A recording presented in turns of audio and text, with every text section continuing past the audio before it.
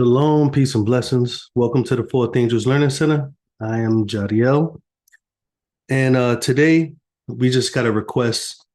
We have quite a few requests, but we have a request to analyze a video on John chapter 1. Now, the reason why I decided to analyze all of the claims that's in this video is specifically because in the video, he addresses a lot of claims that other people basically claim when they're addressing this point, when they're trying to understand the identity of Yahushua, when they're trying to understand his origin, so to speak. So there's kind of a disconnect of certain ideas, and there's kind of a, I would say, assumption on other ideas. So the reason why I wanted to go through this person's video is because he has a lot of the same claims that many other groups actually have. And so I want to address those claims with scripture, and I want to show how scripture clarifies all of this information. Now, the person that I'm looking at, his name is G.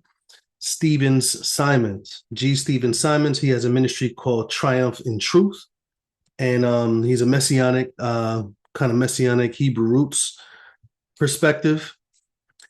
So a lot of his perspectives is based off of, what the Jewish people believe, what they don't believe, things like that. He does have his own independent thinking when it comes to the scriptures, and as a messianic, you have to. But then he weighs a lot on the historical view of the rabbis to the Old Testament. So this is what you're going to hear a little bit of.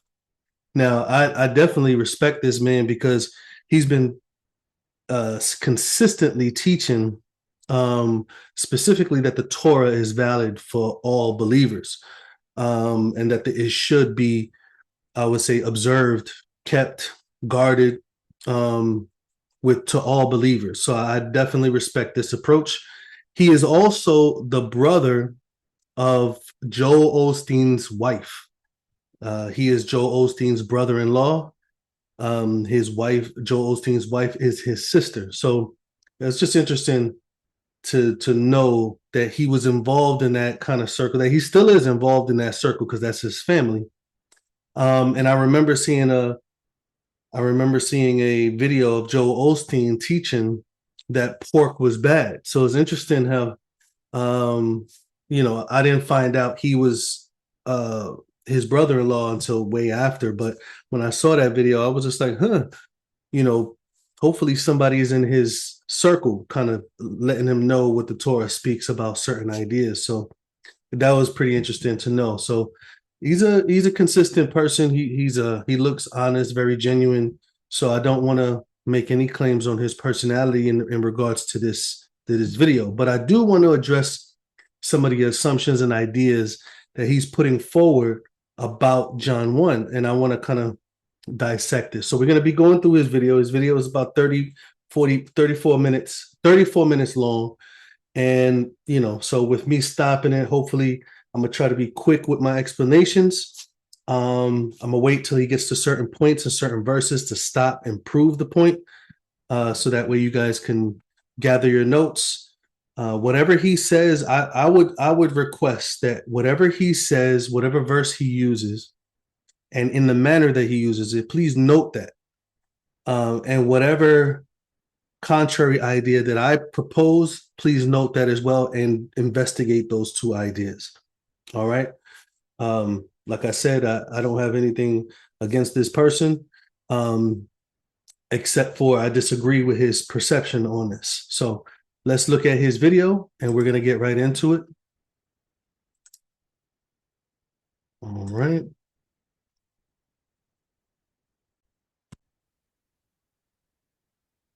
All right. So I'm going to start it now, and I'm going to stop it whenever I need to stop it, okay? All right. Account of John, we have to find out what the mission statement is, and the mission statement is given to us in John chapter 20, starting with verse 30. So let's read it together. There were indeed many other signs that Yeshua did in the presence of his taught ones, which are not written in this book. But these have been written, these accounts, these words have been written so that you believe. You see, the author of the good news account of Yochanan wants you to believe something. He's saying, I've written these words, I've given you these accounts so that you might believe something. What is it that he wants us to believe by reading his book? That you believe that Yeshua is the Messiah. He is the anointed one, the anointed human being, the Son of Elohim. He doesn't say Elohim, the Son.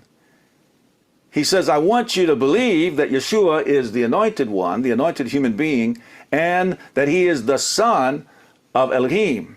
And we found out in Luke chapter 1, verse 35, the reason that Yeshua is called the Son of Elohim is because of the miraculous conception and virgin birth. All right. So 2 elements right here. So he said he is, Yeshua is the Messiah, the Son of Elohim, and that believing you might possess life in his name or in his authority.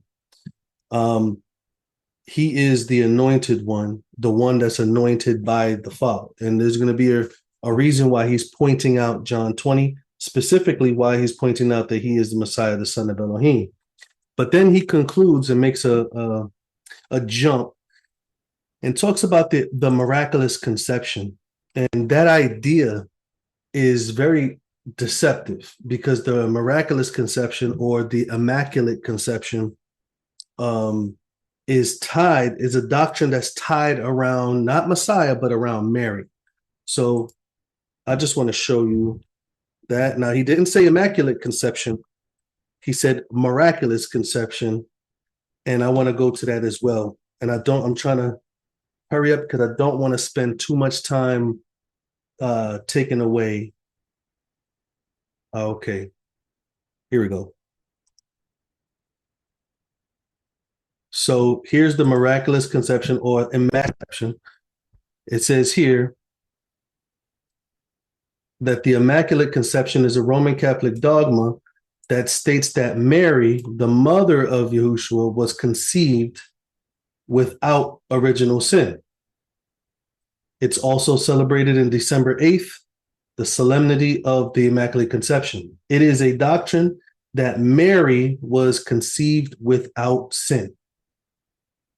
Because the purpose of the Immaculate Conception, according to the Roman Catholic dogma, is that she needed to be born without sin in order to produce a child that did not have sin.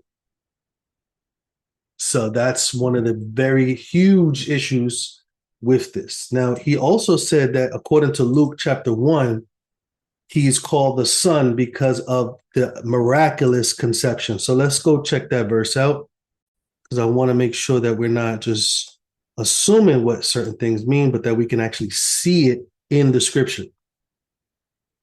So he must be talking about when the angel was speaking to Mary.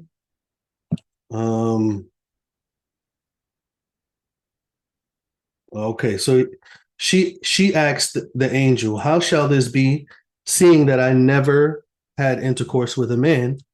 And the angel answered and said to her, "The set-apart spirit shall come to you, and the power of the highest shall overshadow you." And then it says, "Therefore also that holy thing which shall be born of you shall be called the Son of Elohim." So he's going to be called the Son of Elohim because of the set-apart spirit and the power that is going into this conception. Not necessarily the fact that he is being born miraculously by the Spirit, that he is called the Son of Elohim because he is being filled with the Spirit from the womb. Now, check this out. When he talked about this conception, the set-apart spirit shall come upon you, and the power of the highest shall overshadow you. Therefore also that holy thing which shall be born of you shall be called the Son of Elohim. And behold, your cousin Elizabeth, it says, she have also conceived a son in her old age. And this is the 6th month with her, who was called barren. And then he concludes, for with Elohim nothing shall be impossible.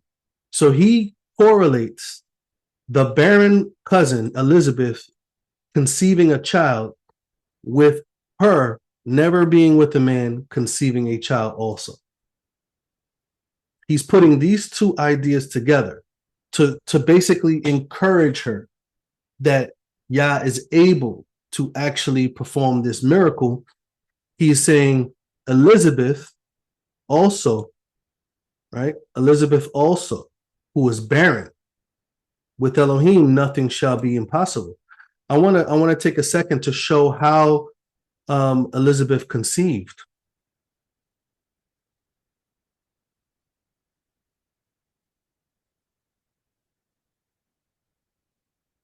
It says here, the angel said to him, "Fear not, Zechariah, for your prayer is heard, and your wife Elizabeth shall bear you a son, and you shall call his name John. You shall have joy and gladness, and many shall rejoice at his birth. And look at this. He shall be great in the sight of Yah, shall drink neither wine nor strong drink, and he shall be filled." Look what it says. He shall be filled with the set apart spirit, even from his mother's womb. So was John the Baptist a son of Elohim as well? Because this was pretty miraculous. Because she was completely barren. She was older and she was barren. She could not bear a child. So she also had to rely on the power of Elohim to bring back to life her womb. Similar to how Sarah had to be basically revived by the Spirit to revive her physical body in order for her to produce this child. So with this, he's going to be filled with the set apart spirit from the womb. He's going to go forth before Yahushua in the spirit and power of Elijah to turn the hearts of the fathers to the children and the disobedient to the wisdom of the righteous, to make ready a people prepared for Yah. Right? So when he mentions down here in verse, I would say where is it? Verse 35 and 36. When she asks, how is this going to happen? She expressed that the set apart spirit and power is going to come on you, and the thing born of you will be called the son of Elohim. And then said, behold, your cousin conceived in her old age, who was called barren. Because with Elohim, nothing shall be impossible.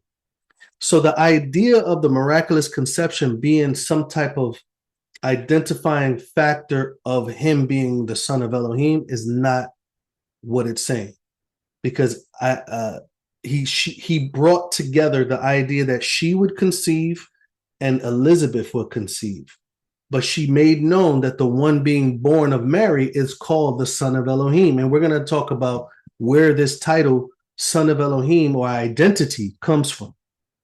Okay. But let's go back to his video. I don't want to go past what he's saying in his video. So let me go back to it.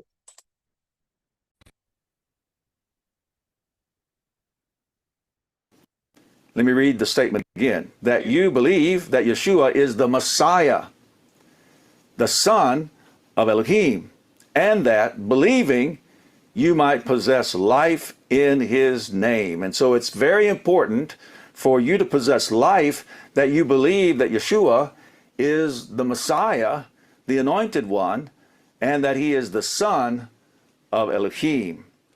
All right, now we're going to take that over to John chapter 1, and we're going to use that mission statement as a reference as we read through John chapter 1, verses 1 through 3, and ask the question, does our interpretation agree with the mission statement? If it doesn't, then we need to change our interpretation. All right. Now, let's go over to Matthew chapter 19, and we're going to look at a few verses that pertain to what Yeshua taught about the Creator. Does he include himself as a second Elohim figure co-creator? Because we want to start with Yeshua's teachings. That's where we are. Absolutely. I agree with him 100%. He is not, I would say, co-equal. I think what he's addressing is the Trinity doctrine or the oneness doctrine, um, which is the same as the Trinity doctrine or modalism. He's addressing all of those ideas that make the Son the same as the Father. And I'm in complete agreement with his assessment on that idea. So I don't want to kind of take any more time addressing that, but I'm in agreement with him in regards to Messiah not being the same entity as the Father, nor co-equal with the Father, but instead reliant and dependent on his Father for all things, and to be empowered by his Father to perform all things. So let me see if I can fast forward this a little bit. Always start. We build a tree with Yeshua. He answering said to them, did you not read that he who made them at the beginning made them male and female? Notice he's not referencing himself. He's not including himself in the creation.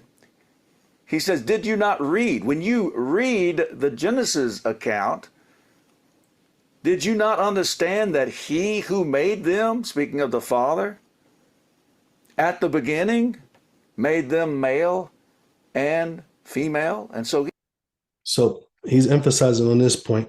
So I want to address just an idea.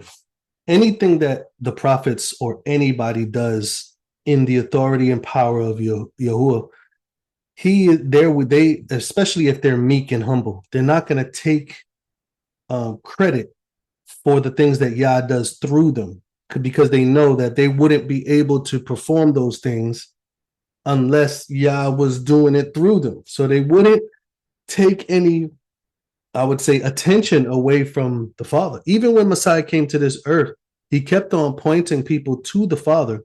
And the very miracles that he was performing, he says, I don't do anything of myself. So it doesn't mean just because he's saying he's not taking any glory of doing anything, it doesn't mean that he didn't participate or allow Yah to use him to create. And this is where the disconnect is. So I'm going to wait till he gets to that point. I'm going to see if I can fast forward a few points so we can get to that. he has the plain, simple understanding of the Genesis creation. At the beginning, male, however, from the beginning of the creation, Elohim. Remember he said Elohim is his Father. The Father is the only true Elohim. However, from the beginning of the creation, Elohim made them male. All right, let's look at. All right. So now if there's anybody who is still a little bit confused about the Trinity or oneness or modalism, let me show you what he is saying, right? So if we go here, John chapter 17:3 is what he's mentioning. It says, Messiah says, this is eternal, this is life eternal, that they might know you, the only true Elohim, and Yahushua Messiah, whom you have sent. Messiah calls the Father the only true Elohim. We also see this being reiterated in 1 Corinthians chapter 8, looking at verse 6, where it says, to us there is only one Elohim, the Father, of whom are all things, and we are in him. But we have one master, Yahushua Messiah, by whom are all things, and we by him or through him. So he's saying that we are in the Father through the Son, that the Father is using the Son to perform these things. And Messiah says this himself also, just to conclude, in John chapter 14. He says this. He says, do you believe that I am in the Father and the Father's in me? The words that I speak to you, I speak not of myself, but the Father that dwells in me, he does the works. So he, even here, the Messiah is not taking any credit, even for the very things that is being done through him. He says here, do you believe me that I am in the Father and the Father is in me, or else believe me for the very work's sake? Verily I say to you, he that believes on me, the works that I do, shall he do also, and greater works than these shall he do, because I go to the Father. He's saying that the relationship that he's trying to basically give us access to is to enable us to be filled with the Ruach, or the power of his spirit, so we can be enabled to do those same works that Messiah did. So everything is going back to the Son. And that's why it says here in verse 13, whatsoever you shall say in my name, that will I do, that the Father may be glorified in the Son. That the Father may be glorified in the Son. So again, this is what he's emphasizing on, which I agree with him completely, that there's nothing that can be done except the Father does it. But one thing he's trying to establish is that the Messiah did not exist because it was only the Father doing things, because it says only the Father. And you can't really consume, we can say the whole situation in Torah is only the Father could have done this. And we're going to look at some more verses that he's going to bring up. I just want to make sure that we go through the video and allow him to express his ideas. Mark chapter 13 and verse 19. It says this, for in those days there shall be distress. Speaking of his Father, he is telling us. So he's going to kind of establish this point a little bit more. So I'm going to fast forward a little bit. Or he's telling of creation, which creator, he's the one who's created all things. So what did the prophets say? Isaiah 44, verse 24. It says, thus said Yah, your Redeemer. Yes, so this is where we're going to get into some clarity, because he's trying to establish that the Messiah did not exist in the old, what we call the Old Testament. He did not exist in history before the birth through his mother. So we're gonna kind of try to touch on that. I guess he's going to establish his point before we get to John 1, but I'm going to try to tackle these things so that way the video won't be too long. So we have here Isaiah chapter 44, verse 24. I'm going to let you listen to what he says, and then we're going to go back and expound. Redeemer, and he who formed you from the womb. I am Yah, doing all, stretching out the heavens all alone. So what does all alone mean? It means all by himself. Spreading out the earth. It says he's stretching it out all alone, meaning it's only by his ability. He is the only one that can accomplish this. And so that doesn't mean no one else is around, or he's not using anyone else to do this. It's just saying that it's by him that is doing it. And the next statement, spreading out the earth with none beside me, is another idea of that. So let me let him finish. With none beside me. And so that's very clear that Yah created the heavens and the earth all by himself, and there were none beside him.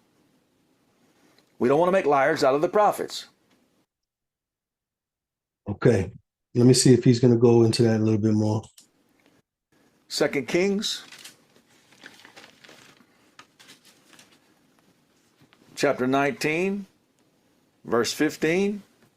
It says, and Hiskiyahu prayed before Yah and said, O Yah, Elohim of Israel, the one who dwells between the cherubim. Very specific. The one that dwells between. This is a reference to the Ark of the Covenant, which is the mercy seat. It's like his throne. So he is the only one on the throne. It's saying he's talking to Yah, the Elohim of Israel, the only one that dwells between the cherubim. You are Elohim alone. He is the only one on the throne. But that's not, because obviously he's not alone. He does have cherubim, right? He does have malakim around him, but he's not talking about malakim. He's talking about his ability and his rulership alone. It only alone belongs to him. So let's continue. I'm gonna let him go, and then we're gonna go back to the beside me. There's none beside me, Isaiah 44:24. You are Elohim. You alone. Of all the reigns of the earth, you have made the heavens and earth. I agree. And so he's saying that Yah is Elohim all by himself, and that Yah created the heavens and the earth all by himself. Very clear. Now, Nehemiah chapter 9, verse 6 says this: You are Yah, you alone. You have made the... Okay, so it seems that he's going to try to establish each point with multiple verses. So none beside me. Let's go to that verse real quick before I take you to a conflicting verse. It may sound like it's contradicting. So I want to make sure that we understand, so that way we're not making it the scriptures contradict itself. So is Isaiah 24, where he says, thus saith Yahuah, your Redeemer, he that formed you from the womb. I am Yah, that makes all things, that stretches forth the heavens alone, that spreads forth the earth by myself. You see that? So by myself, my own ability. I'm the one that stretches the earth. Only by my power is the earth spread, right? Only by my power is the heavens stretched. Only by my power is all things made. Is very simple.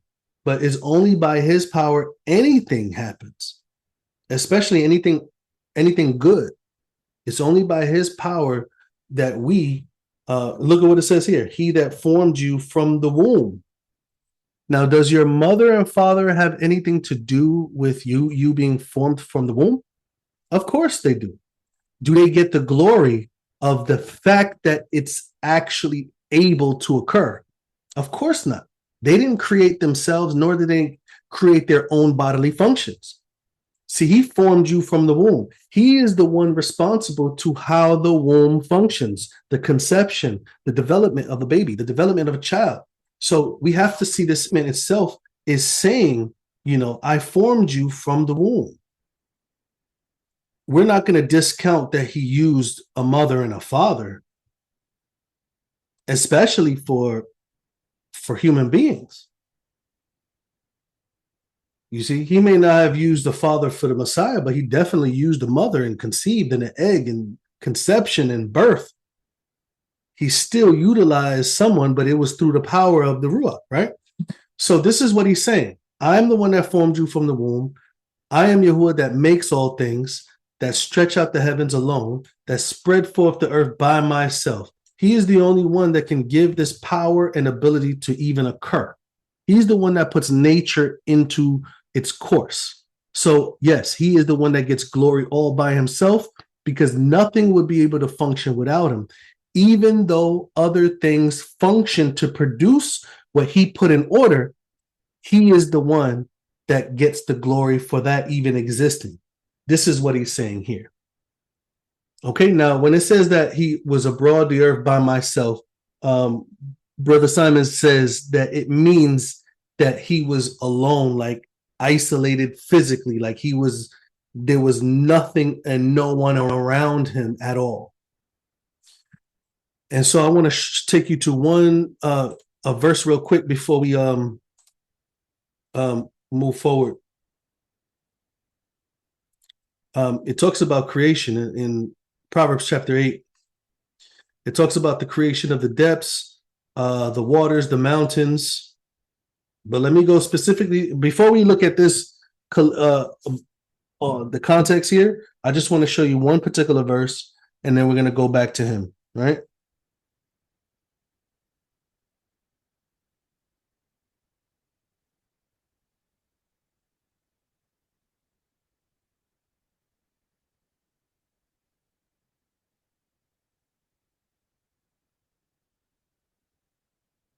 So it says here, this is Proverbs chapter 8, verse 29. It says, when he gave the sea its law, so that the waters would not transgress his mouth, and the deep the path of his ways. So when he gave the sea its law, so that the waters would not transgress his mouth, and the deep the path of his ways. So when he inscribed the foundations of the earth. And it says, then I was beside him, a master workman, and I was his delight day by day, rejoicing in front of him all the time. Who's this guy? Now, many people say it was wisdom, which is, that's fine. But if you go to 1 Corinthians chapter 1, verse 24, it tells you, it says here, but to those who are called, both Yahudim and the Greeks, Messiah, the power of Elohim and the wisdom of Elohim. Messiah, the wisdom. So it says clearly that when he began to inscribe the foundations, it says, then I was beside him, but as a master workman, meaning he was a worker.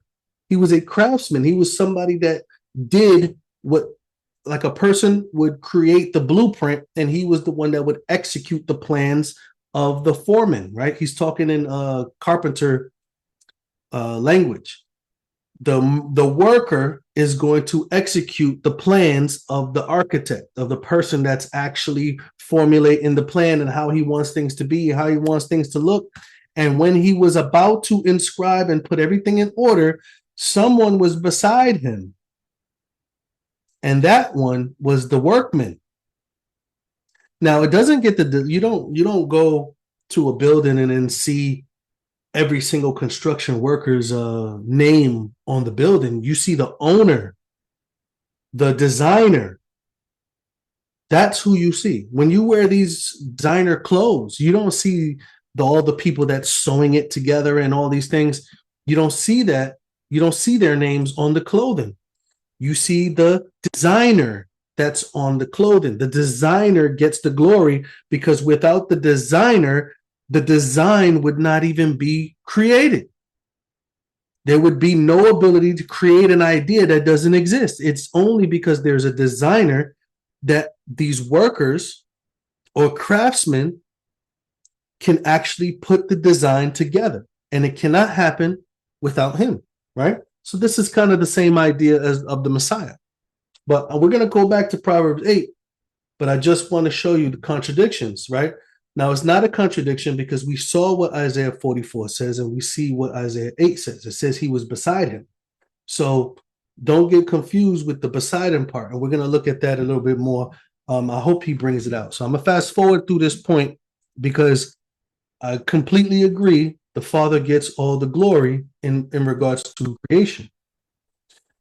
So let me see if I can fast forward to his next point. The heavens of the heavens, with all the seas and all 9. And verse 8 says this, stretching out the heavens by himself, figure in the heavens, co-creator. And then Malachi. Now, co-creator, a craftsman or a workman is not a co-creator with the architect and the one that creates the blueprint and the design. All right. You're not going to find nothing that speaks that way. He's dealing with the Trinity doctrine, which says that he is a co-creator because he is equal with the Father.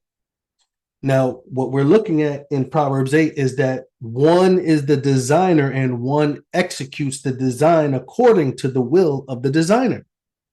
And this is what we see in creation. But let's continue. Chapter 2.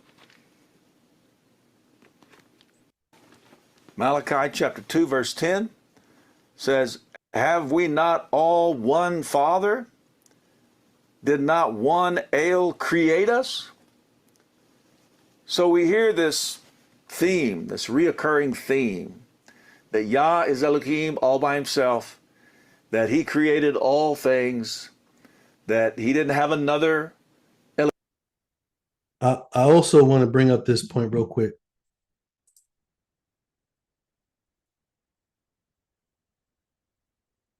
Psalms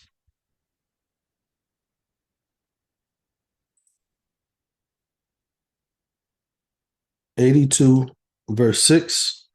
And it says, Yahuwah said, you are Elohim, and all of you are sons of the Most High. So the interesting thing is that just because it says we are Elohim, that doesn't mean that Yahuwah is not Elohim all by himself still. Yah is all by himself the Most High. His position as Elohim does not mean that every single thing that Yah does, we are. No. Elohim is an expression of his divinity, of his spirit, of his nature, right? This is why when we receive the Ruach, we become sons of Elohim, right? So it says here, all of you are the sons of the Most High, and it says you are Elohim. The issue is, why can that be the same for Messiah? Messiah is the son of Elohim, and that's why he's referred to as Elohim in John. Let's look at that, right? Is it John chapter 10? Messiah actually quotes the verse that I just showed you. Let me show you.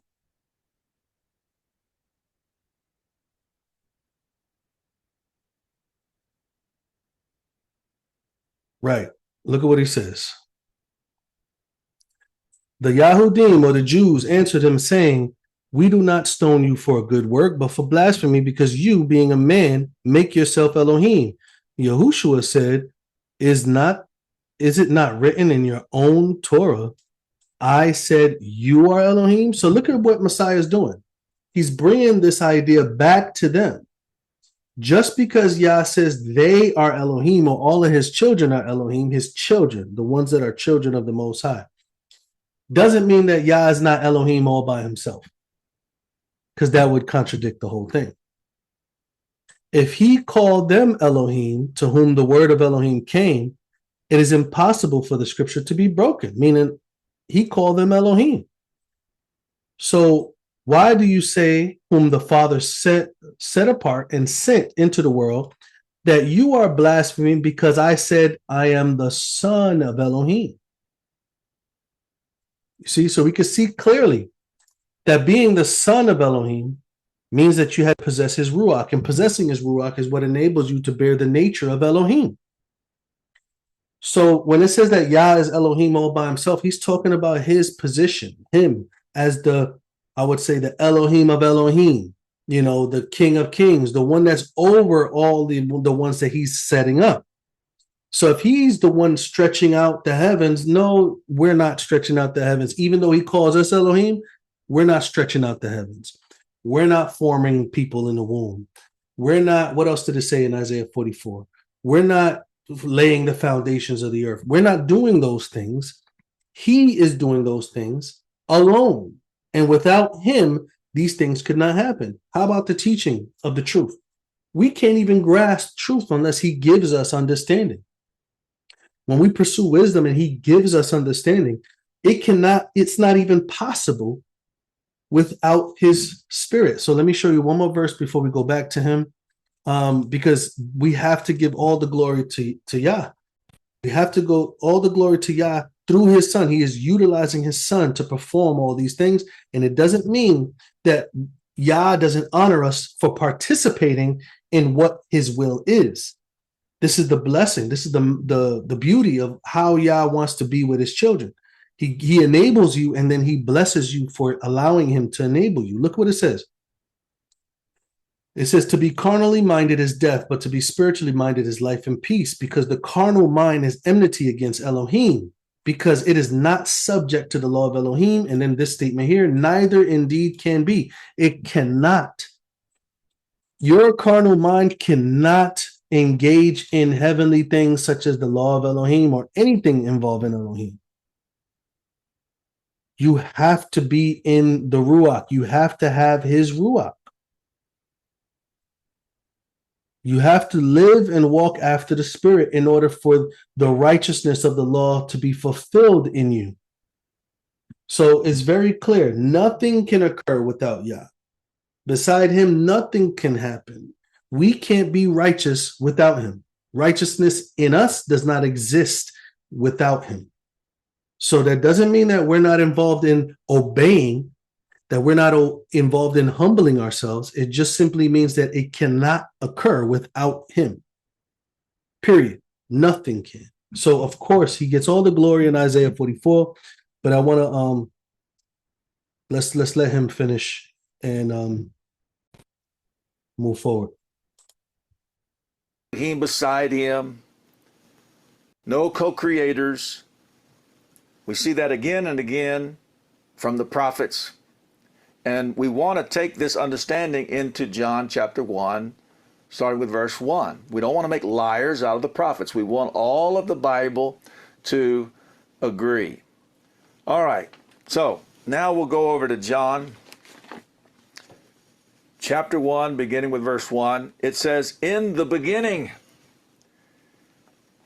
So the author of the Good News account of Yochanan starts with the phrase in the beginning because he wants to link the beginning of his Good News account with the Genesis creation account, which starts with in the beginning.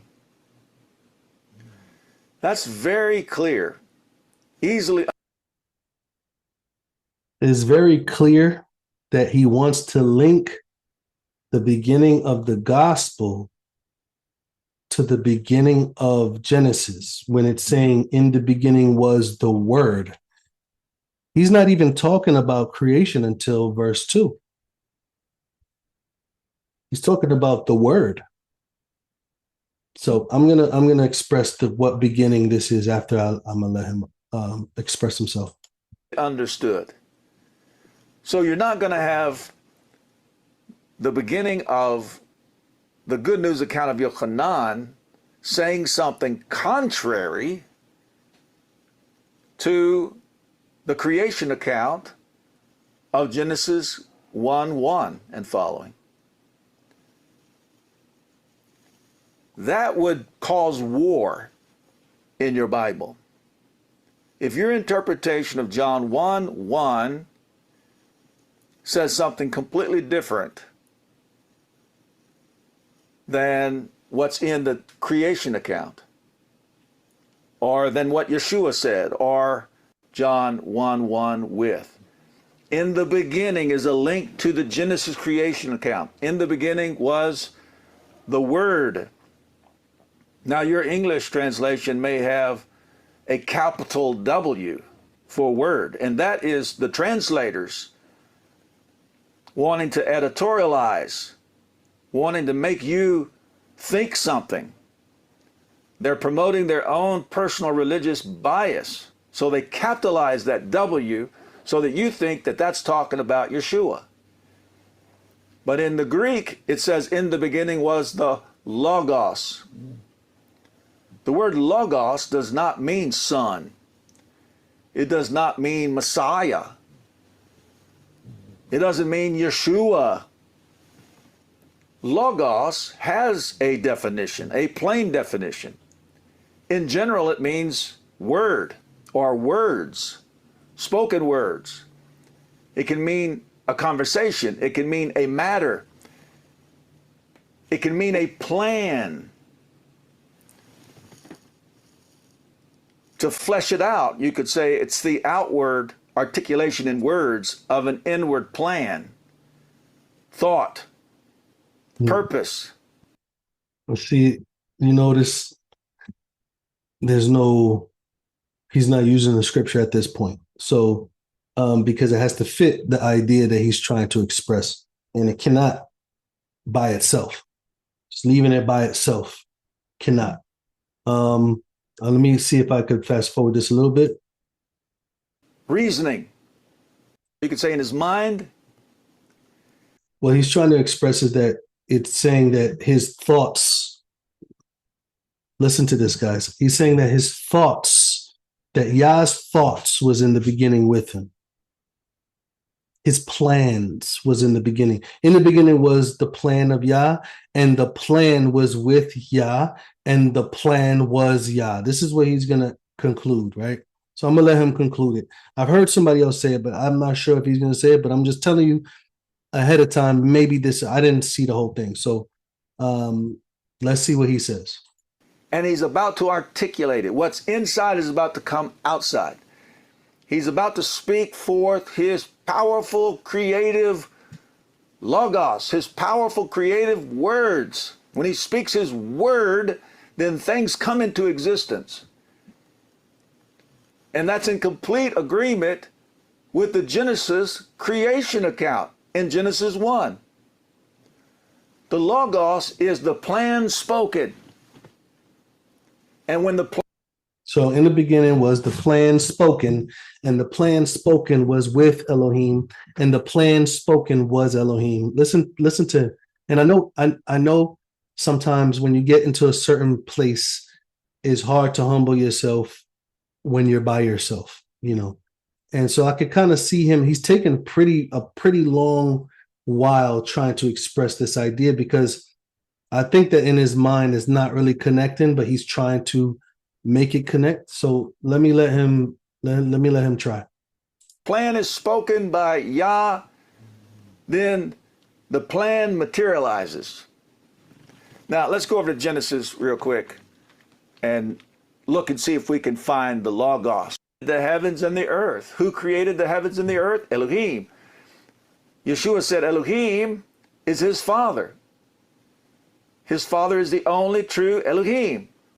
And the spirit of Elohim, that's the breath of Elohim, the wind of Elohim.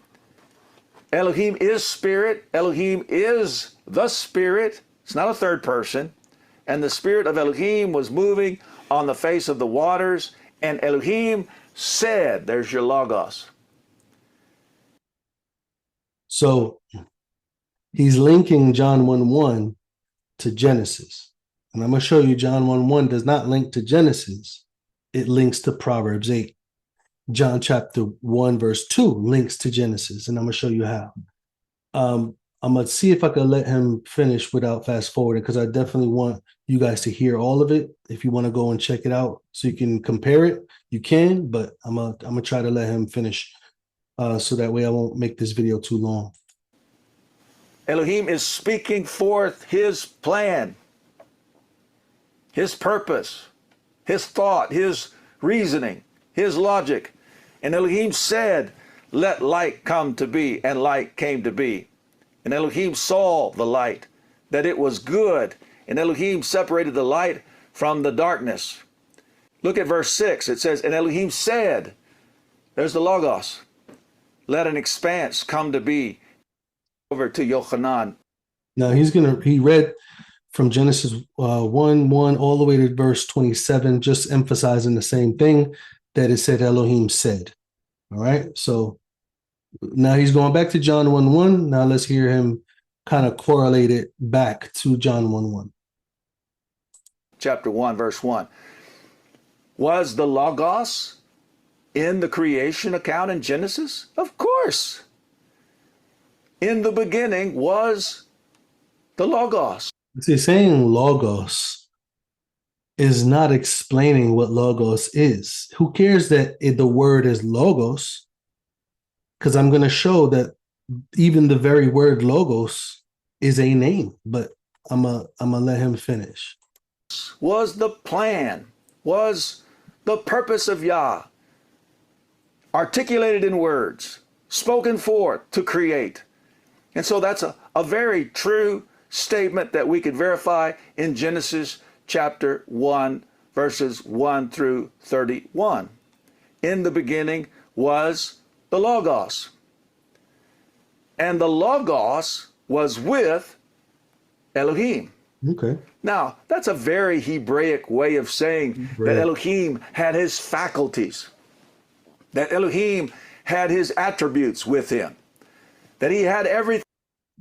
And you know, I didn't know he was going to do this.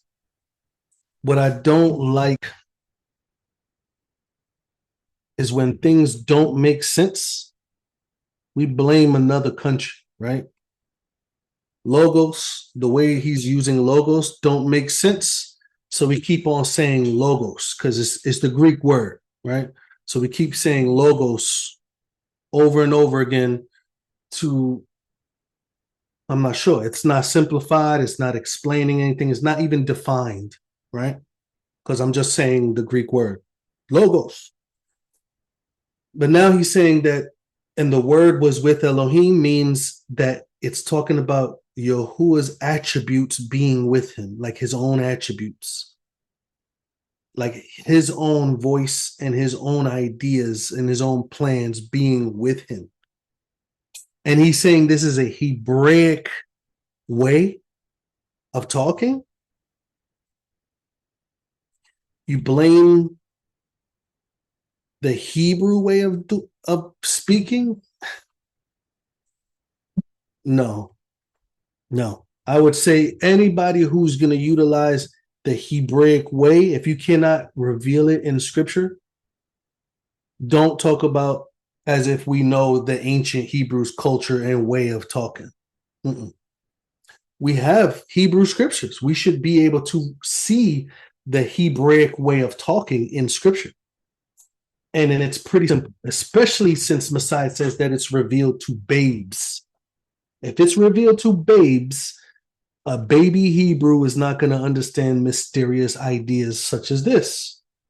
And his attributes is with him. That in the beginning was Messiah's plans, and Messiah had his plans with him, and Messiah and the plans was Elohim. Sorry, I'm not Messiah, Elohim, but I'm gonna let him finish. If he's, I'm gonna try to see how long he's gonna do this, and then I'm gonna kind of go back and expound on John 1:1. I think that he needed to be able to create, and we see that in the book of Proverbs. Let's go over to Proverbs chapter 8, and we're just going to read a few verses there. Oh, I'm sorry, I didn't even know I was not sharing, but I heard him say Proverbs 8, and I remembered you guys. All right, so let me But I want you to see that in Proverbs chapter 8, we see wisdom. Yeah. Wisdom is with Yah, and Yah, Elohim, creates all things through wisdom. Not only did he create all things, but we're going to go to Proverbs 8 as well. I hope that he goes to it because it doesn't seem like he's about to break it down with the verses. So let him finish. As a matter of fact, wisdom in the book of Proverbs is depicted as a lady, Lady Wisdom. All right, we're going to start with verse 1 of Proverbs chapter 8. It says, "Does not wisdom call?" So this Lady Wisdom is calling out, and understanding lift up her voice. Personification. There's not really a woman named Wisdom that stands on the street corner and cries out to the foolish ones. No, it's to make a point. Look at verse 22. Yah possessed me. In other words, wisdom was with Yah. Yah possessed me, the beginning of his way. He possessed me. I was with him in the beginning, in essence, before creation. If you look at the verse, he's saying that when he says me, Yah possessed me, the beginning of his way, as the first of his works of old. Something is actually beginning here. The way is beginning. The word is the way, and the way here is beginning, and it calls it the first of his works of old, meaning something is being manifested at this point. Let him finish. I hope that he finishes so that way we can look at it together. As the first of his works of old, I was set up ages ago. Look at that. I was set up ages ago at the first, before the earth was. So before creation, he was set up and he was brought forth. He was set up. He was the beginning of his works of old. So how is Genesis 1 saying this? Because Genesis 1 starts when there's water, right? Proverbs 8 says there is no water. There is no water created. Let's look at this. Ago, at the first, before the earth ever was. When there were no depths, I was brought forth. See that? When there was no water, I was brought forth. When there was no springs heavy with water. But he said that he was brought forth when he said, let there be, right? But it says here, before these things came, something was brought forth. Let's continue. When there were no springs heavy with water, before mountains were sunk, before the hills, I was brought forth, before he had made the earth and the fields, or the first dust of the world. When he prepared the heavens, I was there. Wisdom was there. Wisdom was with Yah, was with Elohim. When he inscribed a circle on the face of the deep, you notice when he started to prepare his creation, I was there because he was brought forth. He was brought forth before creation happened, and when he started to create, I was there. This is what he said. He set the clouds above, when he made the fountains of the deep strong, when he gave to the sea its law, so that the waters would not transgress his mouth, when he inscribed the foundations of the earth. Notice, then I was beside him, a master workman. Isn't that interesting that the Jews could read these verses and not come away with a twisted thought that... So did you hear what he said? He says, it's interesting that Jews can read and not come up with a twisted thought. I'm not sure the emphasis on the Jews, but like I said earlier, the Messianic movement, the Hebrew roots movement, rely heavy on inspiration from the rabbis and confirmations from the rabbis, I would say. So even though they have this isolated, independent view of Messiah, they still rely on the rabbis for many of these, the Torah and the prophets' perspectives. And that's going to mess you up. It's going to mess you up. And I'm going to show you how. Let's go back to.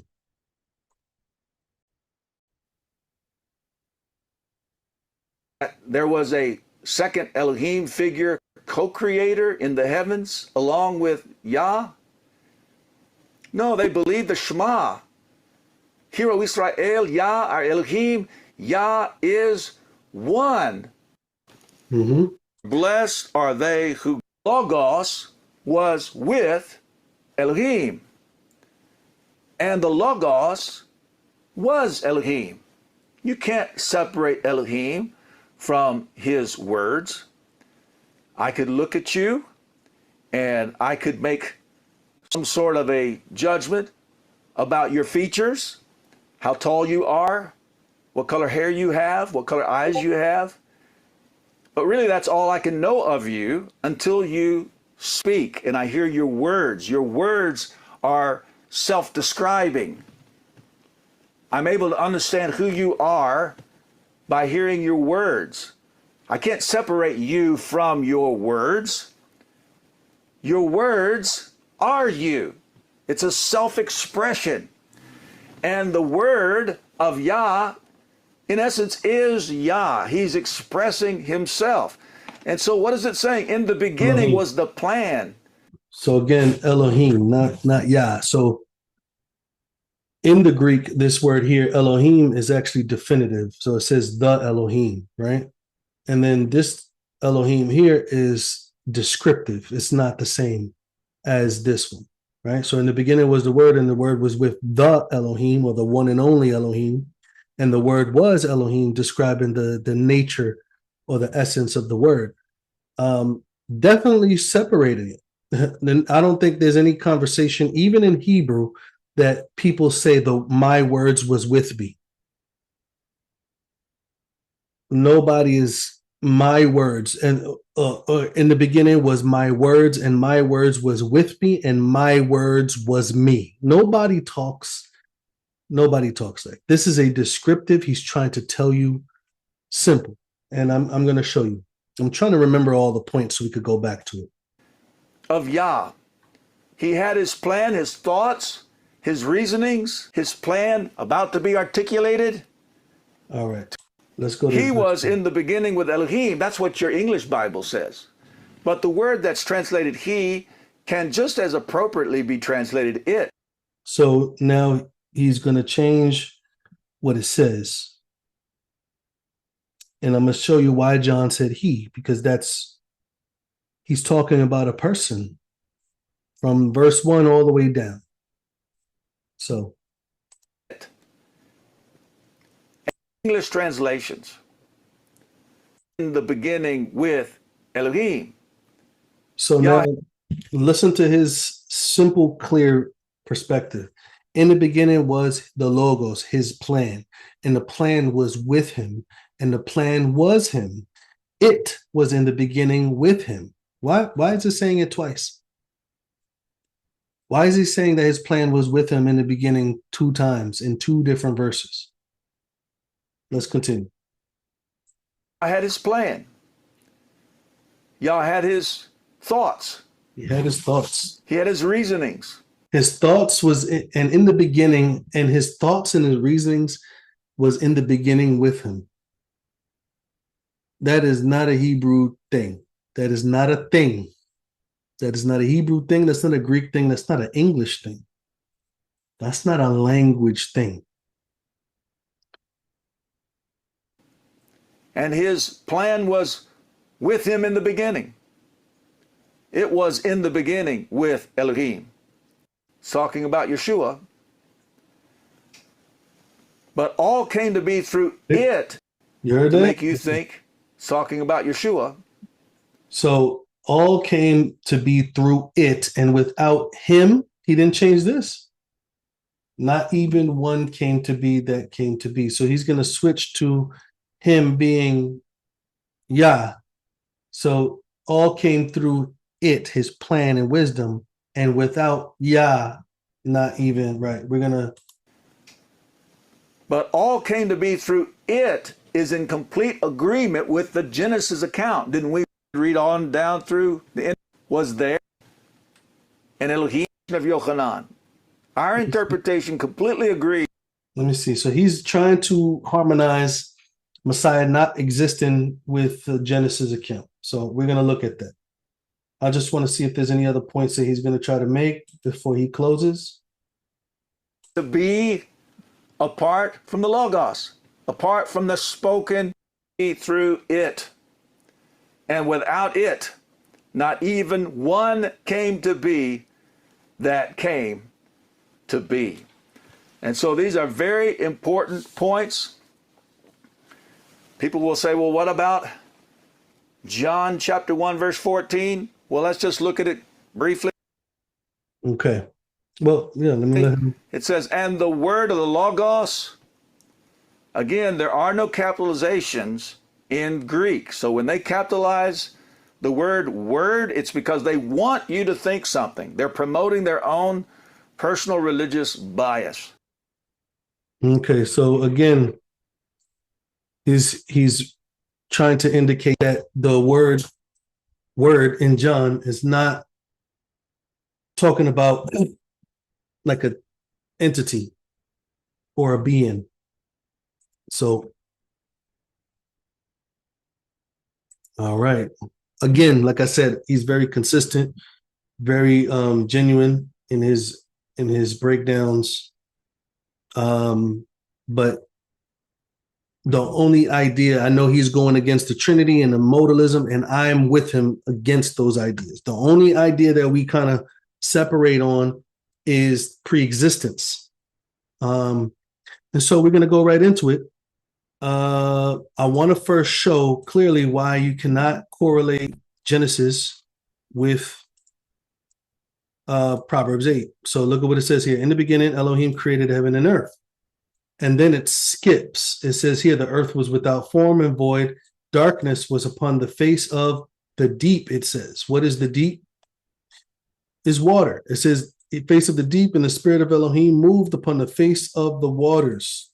This word deep is the H 8415, and it means abyss is deep waters, the depth. It even has some ideas like subterranean water, surging mass of water, right? So, okay, who created this water?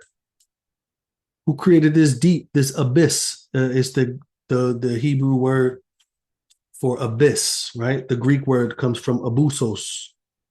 Okay, so let's go to Proverbs 8 to see if it coincides. We already talked about wisdom, right? Now, there's a woman, or it doesn't say woman, it just refers to her as her. It never says she's a woman. Now, there's a strange woman also in Proverbs that it tells you to stay away from. So, it's definitely talking about inspiration. But when we go to Proverbs 22, it's now talking about an account in which Yah acquired me, right? This word possess means like possess. He went into possession. He acquired it. He received something, right? It means to erect, to procure, right? It even says by purchase, to own it, to attain, right? To recover. Basically, it means to get. And another word, it's used here, kana. It's used in, I'm going to go to a simple verse. It's used a lot in the same exact way that I'm saying it. And it's the Hebrew word H7069. Let me show you this, right? Genesis chapter 4, it says, Adam knew Eve and his wife, and she conceived and bare Cain, and said, I have gotten H7069. Kana. I have gotten a man from yahuah, meaning that she acquired a son. Her son was brought forth and now is in her hands, in her possession.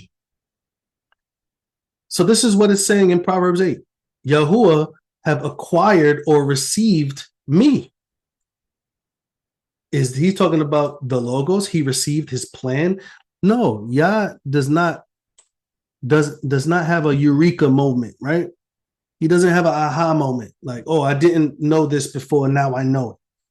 No. He acquired something that he didn't possess outwardly already. He says here, Yahuwah possessed me in the beginning of his way before his work of old. I was set up from everlasting. Who's this I? This me here. I was set up from the beginning, or ever the earth was, before the word earth existed. Then it says here, when there was no depths, right? The word depth here, same word, abyss, deep, subterranean waters, when there was no deep. But in Genesis, it says that the Spirit hovered over the face of the deep. That means that it existed already in Genesis chapter 1. Here in Proverbs 8:24, it does not exist yet. He is talking about before the existence of any material, earthly existing things. Not only earthly, but anything that was created. It says here, when there was no deep, I was brought forth. When there was no fountains abounding with water, before the mountains were settled, before the hills was I brought forth, before creation. While he has yet, see, again, still, even though he's talking about a beginning existence for the word, a beginning existence of something is coming to be before creation.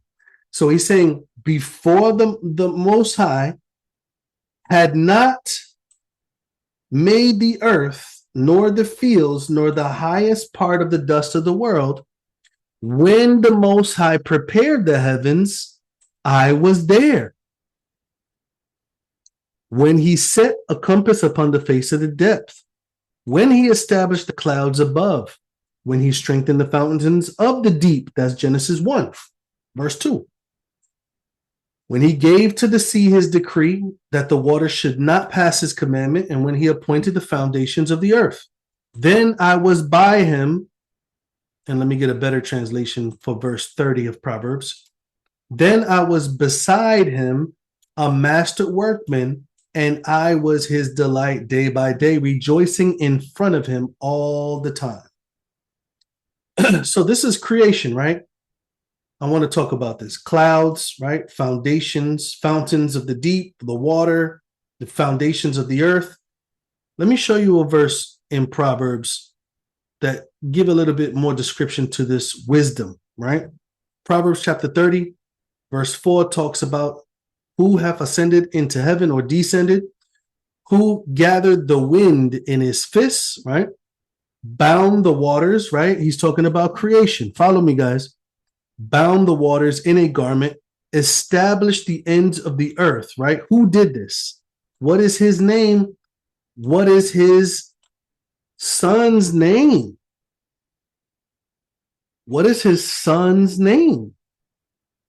He's talking about creation. Who gathered the wind in his fist? Who bound the waters in a garment? Who established the ends of the earth? What is his name and what is his son's name?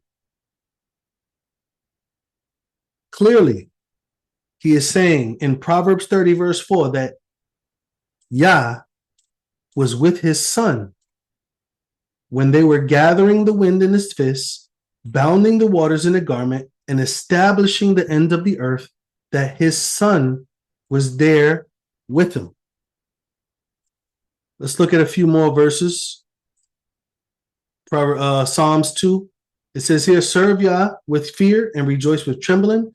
It says, kiss the Son, lest he be angry and you perish from the way. When his wrath is kindled but a little, blessed are all they that put their trust in him, in the Son. Perish from the way.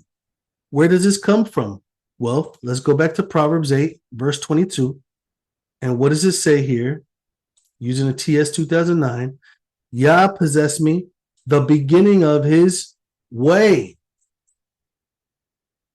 See, Messiah is being brought forth.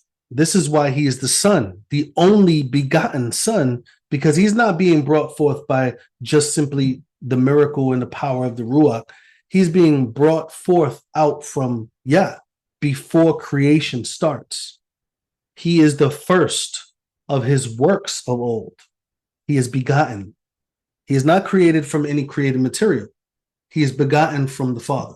This is why he is the only begotten Son, right?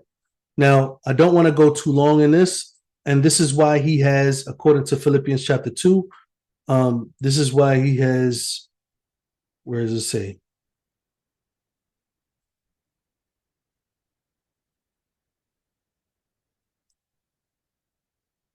According to Philippians 2, it says that in verse 6, he was in the form of Elohim, thought it not robbery to be equal with Elohim, meaning like he thought it not robbery to maintain this form of Elohim. Now remember, form of Elohim, meaning that his form came from Elohim.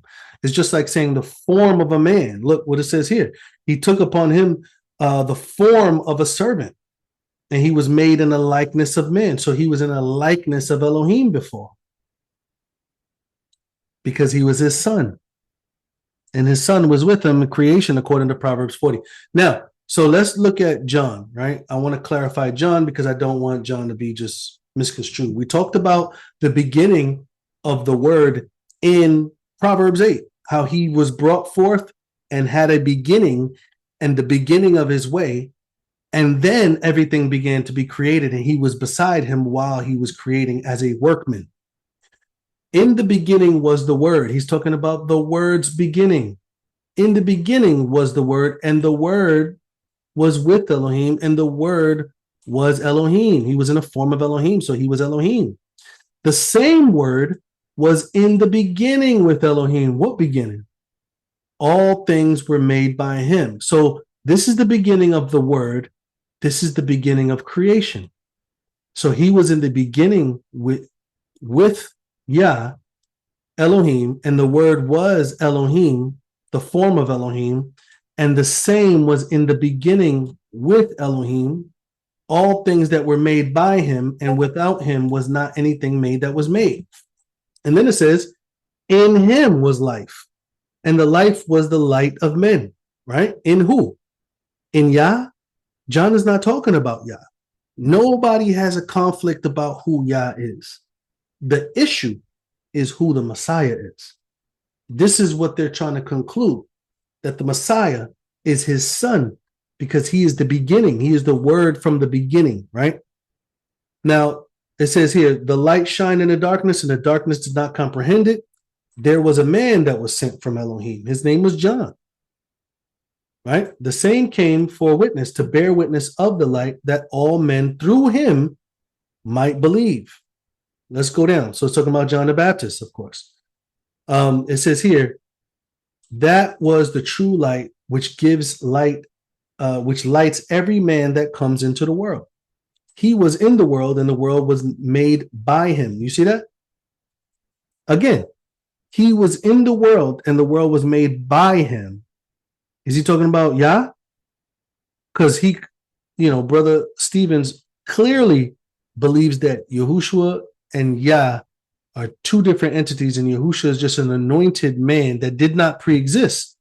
But this whole time he's talking about something that pre-existed and saying that that pre-existed thing came into the world, and the world was made by him, the pre-existent individual, and the world did not know him. He came to his own, and they did not receive him. But as many as received him, to them he gave power to become the sons of Elohim, to them that believe on his name. Now watch this. Verse 14. The word, right? And he says they capitalize it to kind of confuse us.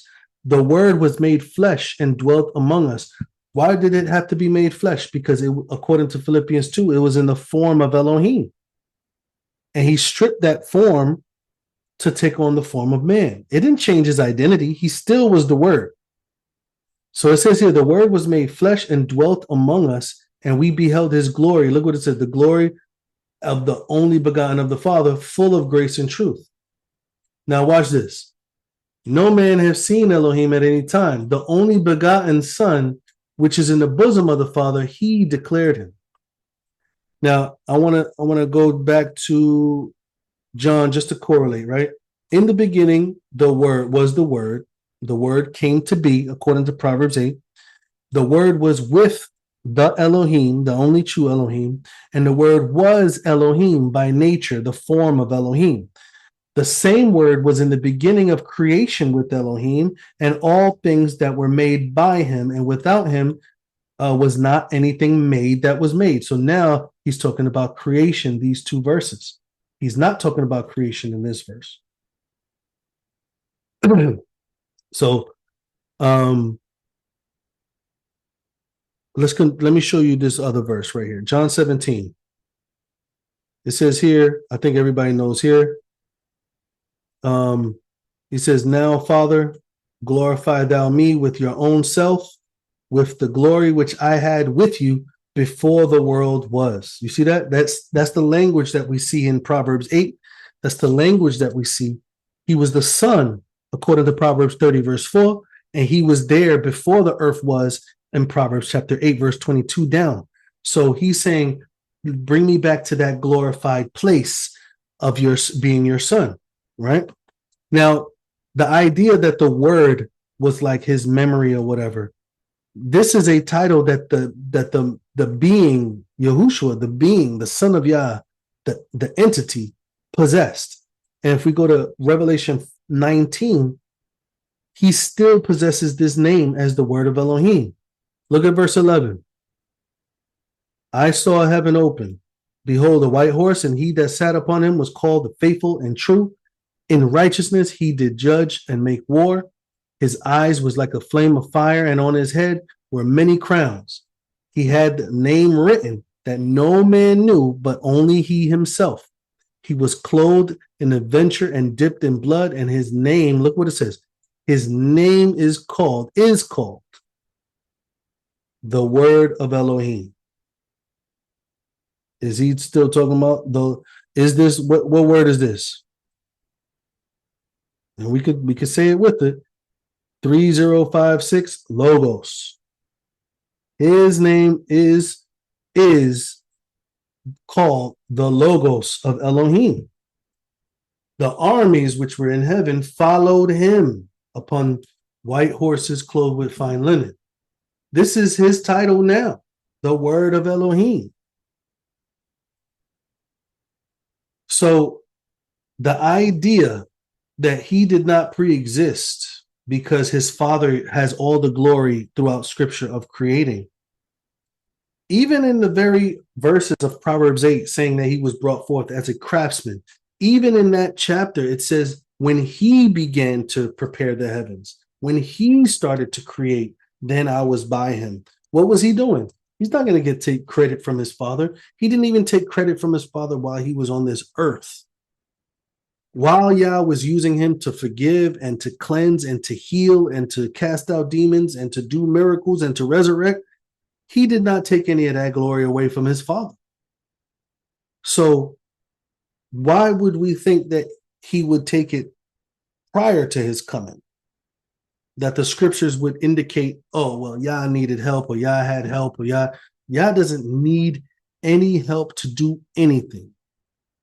He can send us a whole bunch of holograms if he wants to and call them prophets.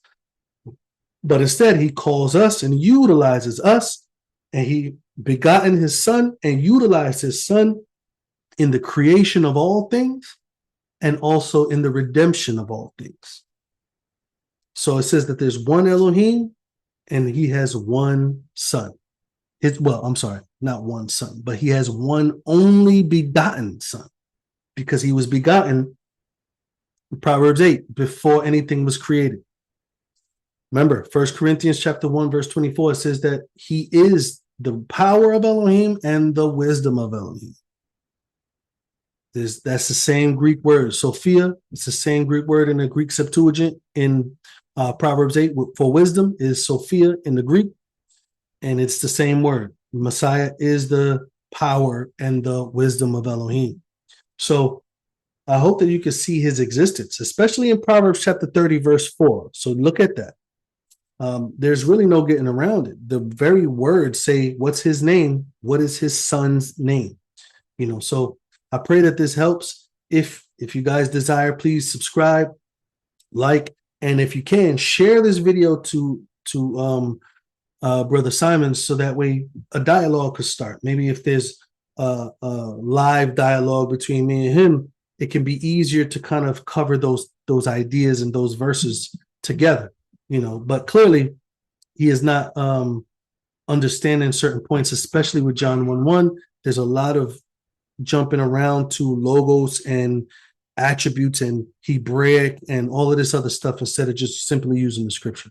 So I hope that these scriptures that I gave you some not only insight, but also equipped you to be able to express why you believe the Son was the Son, not only when he was born on this earth, but he was the Son, according to Proverbs 30, verse 4, in his pre-existent form of Elohim. So I pray that this is a blessing to you, and shalom.